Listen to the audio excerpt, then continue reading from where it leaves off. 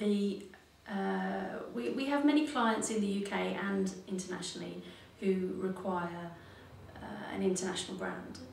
That's a very common thing these days, obviously, is that people more and more need to be international. We have a global network of correspondents and associates that help us achieve the aim of finding an international brand. This might involve expertise and experience at creating international brands. So, for example, in the UK and in each other office, we are very experienced at what makes a brand international. Linguistic issues, cultural issues, trends, things like that, and also it may involve actual specific involvement of associates from the target countries. So an international brand that needs to be seen in European countries may actually involve direct involvement from representatives of those countries, as well as the experience of the project team in creating international brands.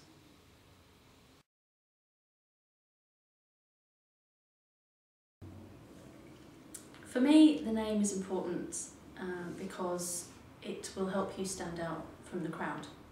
If you can create a unique brand name, it will help you stand out in any context. So, for example, you might have an article written about your brand, and where your name just appears in black and white, away from every other part of your brand, all the other brand elements. So it needs to work really well in lots of different contexts. And a good name is memorable. It makes it easier to remember your brand.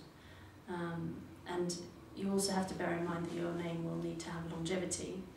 So whereas other elements of your brand might change, the design might change, your name is unlikely to change. So it's really important to get it right the first time, including if your brand evolves into something else.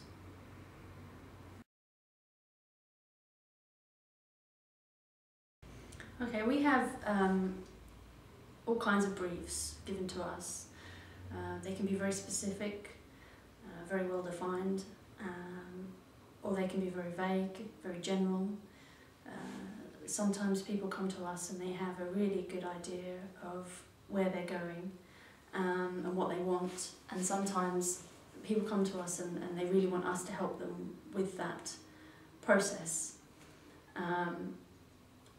For us, it's a really good thing if you know your market and you know if you know your brand, if you already understand your brand, that makes things very much easier for us. But if you don't, and if you need some help understanding where you want to be and what your positioning should be, we can help you with that as well. But the more defined briefs make our job a lot easier, to be honest.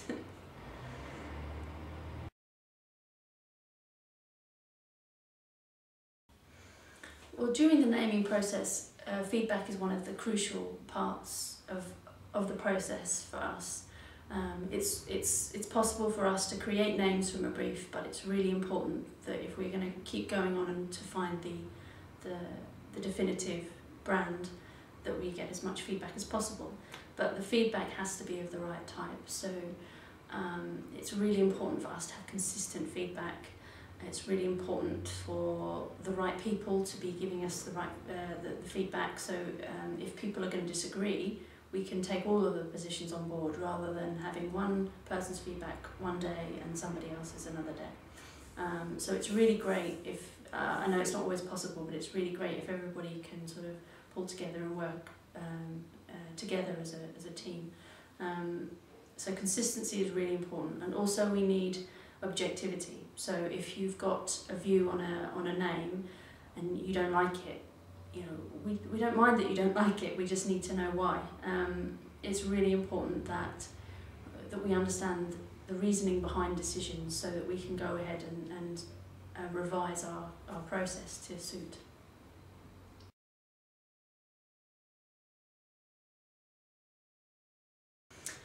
It really depends on what your project was. So The questions that we're likely to ask at that early stage are going to be about your competitors, about your positioning, about what you understand your brand to be.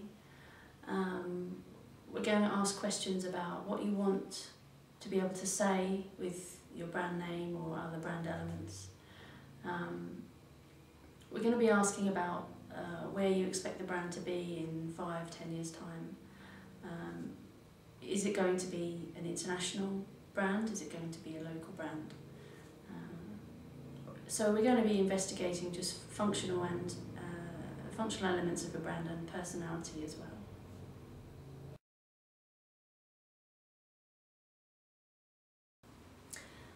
There's a lot more to the process than just name creation, as I've already explained.